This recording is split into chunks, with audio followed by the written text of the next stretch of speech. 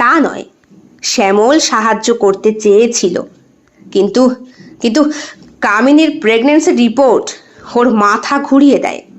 যখন বলেছিল সে তোর স্ত্রী দুটো ওভারি দুজনের মাধ্যমে সিক্ত হয়েছে, মানে মানে হেটারোপার্নাল সুপার ফেকান্ডেশন। এটা হতে পারে যখন একজন স্ত্রী দুজন পুরুষের সঙ্গে থাকে। কানটা ঝালাপালা ধরে গিয়েছিল বৈদ্যনাথ বাবুর। নিজেকে সামলে বলেছিলেন, কি করে বুঝবো কোনটা আমার সন্তান?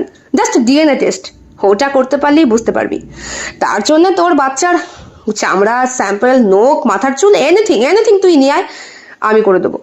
সত্যি ভাই, তুই একরকম সাজালি, হয়ে গেল আর এক রকম। আসলে কি বলতো, তোদের বাড়িটাই লীলা খেলায় মত্ত।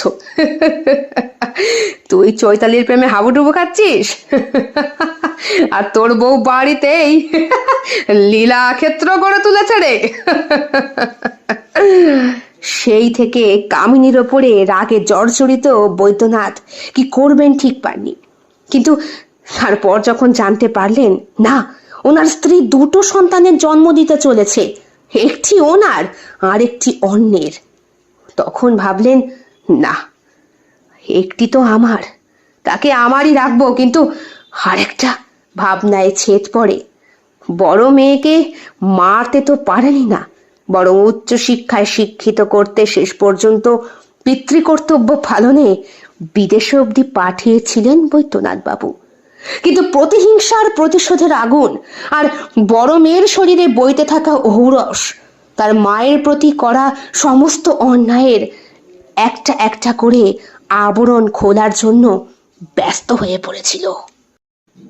বৈদ্যনাথ বাবু প্লট বিক্রির কাগজ প্রায় চূড়ান্ত করে ফেলেছেন। এজেন্টদের সাথে কাগজপত্র তৈরি হচ্ছে। হঠাৎই সাত সকালে স্বাগতর ফোনটা। দৌড় স্যার, গুরুত্বপূর্ণ খবরটা। এখন আবার কি হলো? কাজের মধ্যে ডিস্টার্ব করছো কেন? স্যার, এয়ারপোর্টে একজনকে দেখা গেছে চেক ইন করার সময়। কি হয়েছে? কার কথা বলছো? স্যার, মেয়েটির চেহারা হুবহু আপনার বড় মেয়ের মতো। কি বলছো? এটা কি করে সম্ভব? বড় মেয়ে তো। শরীরটা কেঁপে ওঠে বৈদ্যনাথ বাবুর। স্যার, আমি নিজে দেখিনি, একজন সহকর্মী এয়ারপোর্টে ছিল, সে নিশ্চিন্ত করেছে। তার কাছে মেয়েটি একবার পাসপোর্ট বের করেছিল, নামটা ছিল অতসী রায়। বৈদ্যনাথ বাবুর মাথা চক্কর দিয়ে ওঠে, গলায় যেন কিছু আটকেছে। অতসী রায়? কিন্তু তো মরে গেছে। আমি নিজে যাচাই করে দেখছি, কিন্তু একটা ব্যাপার পরিষ্কার স্যার, আপনার মেয়ের মতো দেখতে কেউ একজন এয়ারপোর্টে আছে, আর আমি নিশ্চিত সেই ম্যাডাম। বৈদ্যনাথ বাবু ফোনটা রেখে দেন। মনের মধ্যে ভয় আর সন্দেহ একসাথে।